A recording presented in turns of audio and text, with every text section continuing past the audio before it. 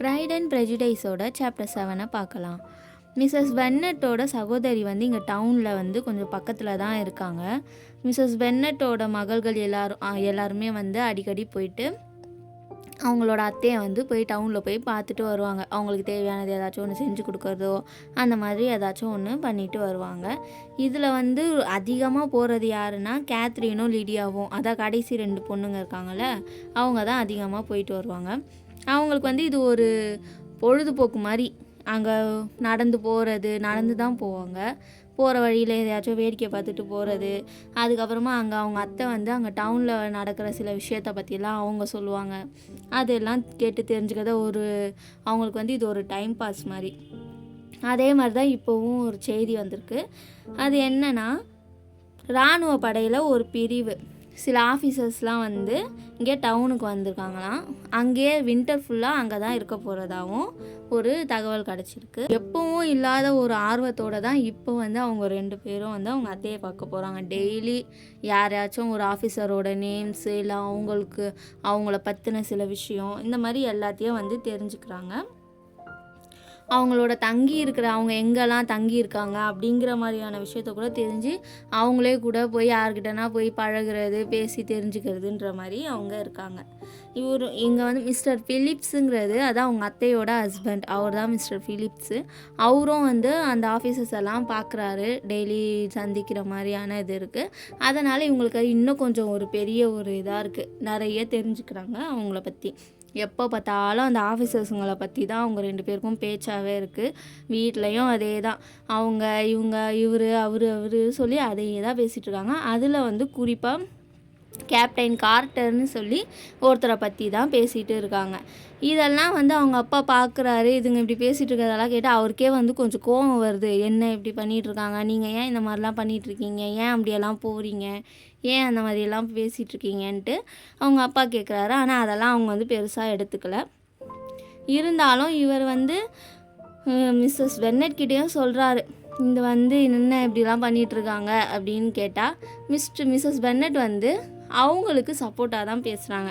அவங்க சின்ன பசங்க, அவங்களுக்கு என்ன தெரியும், இந்த வயசில் பிள்ளைங்க அப்படி தான் இருப்பாங்க, ஆனால் அவங்க ஒன்றும் எந்த பிரச்சனைலாம் எதுவும் கிடையாதுங்கிற மாதிரி மிஸ்ஸஸ் பென்னட் சொல்கிறாங்க.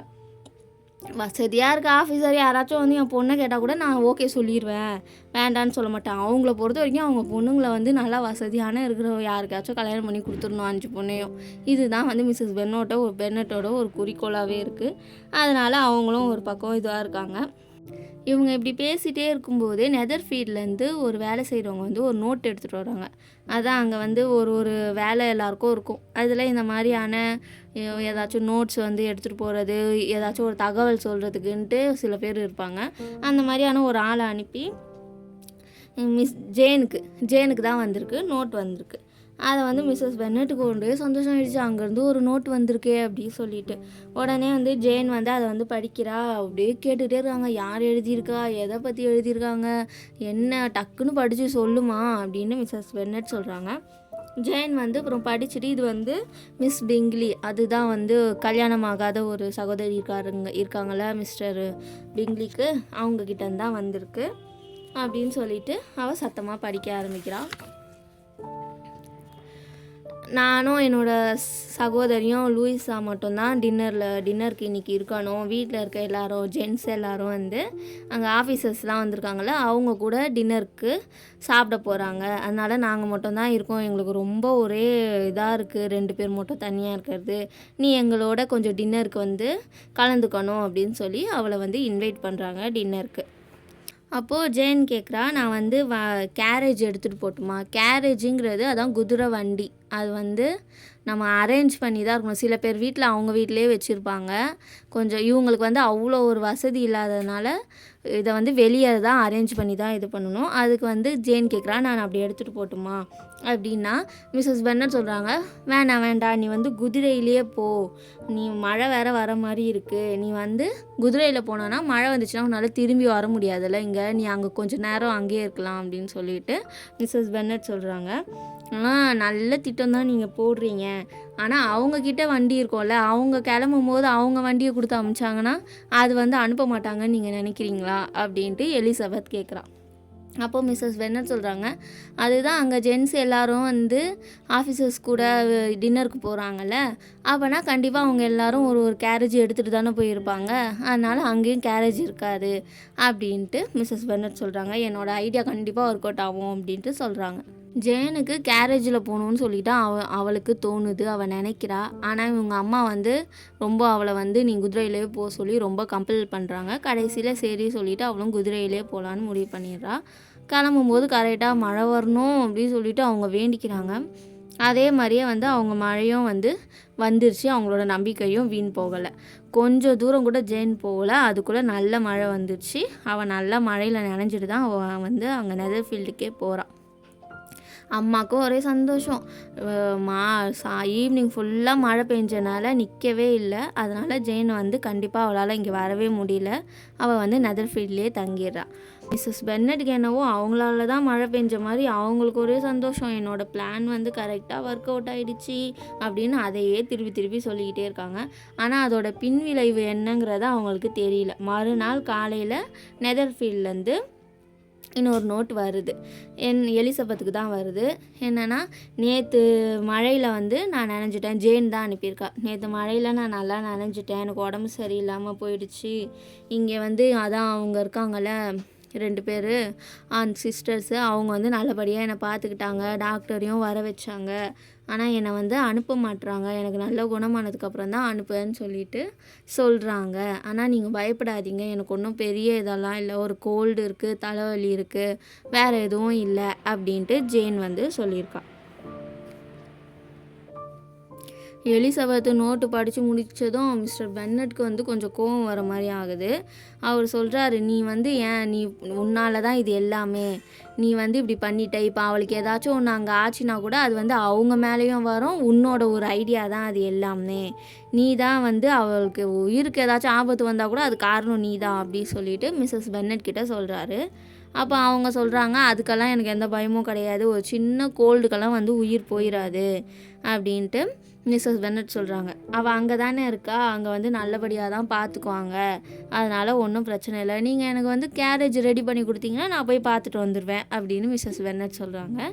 உடனே எலிசபெத்துக்கு வந்து சொல்கிறா, அவளுக்கு இப்போவே போகணும், அவளுக்கு அக்காவுக்கு வேறு உடம்பு சரியில்லைன்னதும் அவளுக்கு கொஞ்சம் ரொம்ப கஷ்டமாயிடுது, இப்போவே போய் பார்க்கணுன்ட்டு இருக்குது. அவளுக்கு வந்து குதிரையும் அவ்வளோ ஓட்ட தெரியாது போல், அதனால நடந்து தான் போகணுன்னு சொல்லி முடிவு எடுத்துகிட்டு சொல்கிறா. நான் வந்து நடந்தே போய் பார்த்துட்டு வந்துடுறேன்னு சொல்கிறா.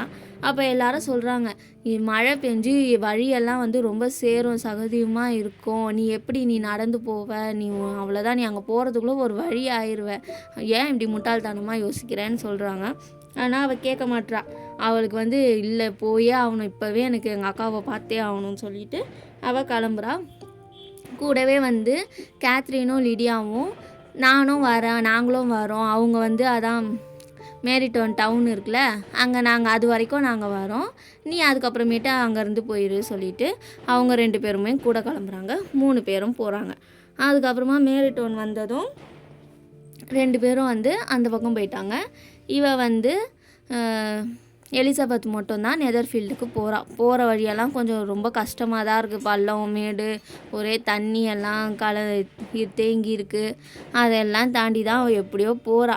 ஆனால் அங்கே போகிறதுக்குள்ளே சொன்ன மாதிரி ஒரு வழியாக ஆகிட்டா. கால் வலியும் ஒரு பக்கம் ட்ரெஸ் எல்லாம் சேராகி ரொம்ப ஒரு மாதிரி மோசமான ஒரு இதில் தான் அங்கே போய் சேர்றா எலிசபெத். அங்கே வந்து நெதர்ஃபீல்டுக்கு போனதும் அவளை வந்து வேலை செய்கிறவங்க உள்ளே கூப்பிட்டுட்டு போயிட்டு பிரேக்ஃபாஸ்ட் சாப்பிட்டுட்ருக்காங்க போல். அந்த டைமு காலையிலே தானே, அங்கே பிரேக்ஃபாஸ்ட் அறைக்கு தான் கூட்டிகிட்டு போகிறாங்க எலிசபெத்தை பார்த்ததும் எல்லோரும் அப்படியே, என்னடா இவ இப்படி வந்து இருக்கா, அதான் ட்ரெஸ் எல்லாம் நாசமாக இருக்குது, அப்படியே எல்லோரும் இதுவாக பார்க்குறாங்க. ஆனால் வந்து இந்த 2 சிஸ்டர்ஸும் தான் ரொம்ப அப்படியே ஒரு மாதிரி டிஸ்கஸ்டிங்காக பார்க்குற மாதிரி பார்க்குறாங்க. ஆனால் வந்து வெளியே பேசும்போது வா எலிசபெத் அப்படிங்கிற மாதிரி கொஞ்சம் இதுவாக பண்ணுறாங்க. ஆனால் அங்கே இருக்க ஜென்ஸ்லாம் கொஞ்சம் ஓரளவுக்கு பரவாயில்ல. மிஸ்டர் பிங்லி நல்ல மாதிரி பேசுகிறாரு, அவளை வந்து இந்த மாதிரிலாம் எந்த இதுவும் இல்லாமல் எப்படி வந்தீங்க அதெல்லாம் வந்து நல்லா பேசுகிறாரு. டார்சிக்கு வந்து கொஞ்சம் வந்து என்ன சொல்கிறதுன்னு அவருக்கு தெரியல. அவருக்கு இவளை கொஞ்சம் பிடிக்க ஆரம்பிச்சிட்ருக்கு. இப்போ இப்படி வந்து நிற்கிறாளே, எப்படி இப்படி தனியாக வரலாம், எப்படி இப்படி ஒரு முடிவு எடுத்து வந்தாங்கிற மாதிரி அவர் வந்து பார்த்துட்டு இருக்காரு. அதுக்கப்புறம் கொஞ்ச நேரம் அங்கே வந்து ஜேன் எப்படி இருக்கா என்ன ஏது எல்லாம் கேட்டுட்டு அவளை வந்து ஜேன் இருக்க ரூமுக்கு கூட்டிகிட்டு போகிறாங்க எலிசபெத்தை பார்த்ததும் ஜேனுக்கு வந்து ரொம்ப சந்தோஷமாயிருது. ஏன்னா அவள் வந்து இவங்க கவலைப்படக்கூடாதுன்னு எனக்கு ஒன்றும் இல்லை சொல்லிட்டா. ஆனால் அவளுக்கு வந்து ரொம்ப ஜுரம் இருக்குது, ரொம்ப எண்ணிக்க முடியாத மாதிரி தான் படுத்திருக்கா ஜேனு.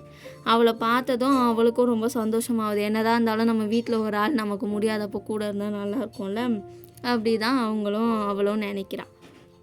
அப்புறம் பிரேக்ஃபாஸ்ட்டு டைம் எல்லாம் முடிஞ்சதுக்கப்புறமேட்டு எலிசபெத்தும் ஜேனும் வந்து இங்கே வந்து இவங்க கூடவே இருக்காங்க. சிஸ்டர்ஸ் அவங்க எல்லாரும் இருக்காங்கள்ல, அங்கேயே வந்து இருக்காங்க.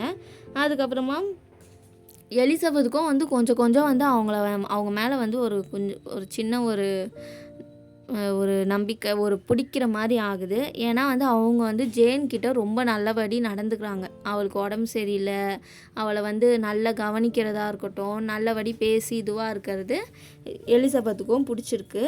அதுக்கப்புறமா டாக்டர் வராங்க. டாக்டர் வந்து ஜேனை வந்து பார்த்துட்டு கொஞ்சம் வந்து இதுவான கோல்டு தான் பிடிச்சிருக்கு, கொஞ்சம் பிரச்சனை தான், அதனால் வந்து இன்னும் நல்லா ரெஸ்ட் எடுக்கணும்னு சொல்லிட்டு மருந்தெல்லாம் கொடுத்துட்டு போகிறாரு.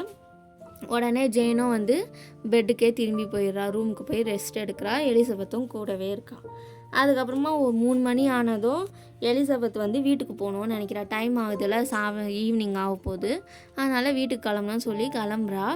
அப்போ வந்து மிஸ் பிங்க்லி வந்து என்ன சொல்கிறாங்கன்னா, கேரேஜ் வந்து ரெடி பண்ணி தரேன் அப்படின்ட்டு சொல்கிறாங்க. அப்போ இவ வந்து கொஞ்சம் வேண்டாங்கிற மாதிரி கொஞ்சம் சொல்கிறா. அதுக்கப்புறமா சரி சொல்லி ஒத்துக்கிறா. ஆனால் வந்து ஜேன் வந்து ரொம்ப ஃபீல் பண்ண ஆரம்பிக்கிறா. அவளுக்கு வந்து அதுதான் இவ போறனதும் அவளுக்கு கஷ்டமாக இருக்குது இவ போகிறான்னும் போது. அப்போ அதை பார்த்ததும் மிஸ் பிங்க்லி வந்து எலிசபெத்தை வந்து நெதர்ஃபீல்ட்லேயே இருங்க அப்படின்னு சொல்லி கேட்குறாங்க. அப்புறம் எலிசபெத்தோ சரின்னு ஒத்துக்கிறா, அக்கா கூட இருக்கலாம் அப்படின்னு சொல்லிட்டு. இதை வந்து லாங்போர்ன், அதான் மிஸ்டர் பென்னட் இருக்கிற இடத்துக்கு வந்து போய் சொல்லறதுக்கு ஒரு ஆளை அனுப்பி வைக்கிறாங்க. இந்த மாதிரி எலிசபெத்தும் வந்து நெதர்ஃபீல்ட்லேயே தங்க போகிறா அப்படின்ட்டும், இவங்களுக்கு வந்து ட்ரெஸ்ஸு தேவைப்படும்ல, அதையும் கேட்டு ஒரு ஆளை வந்து அனுப்பி வைக்கிறாங்க.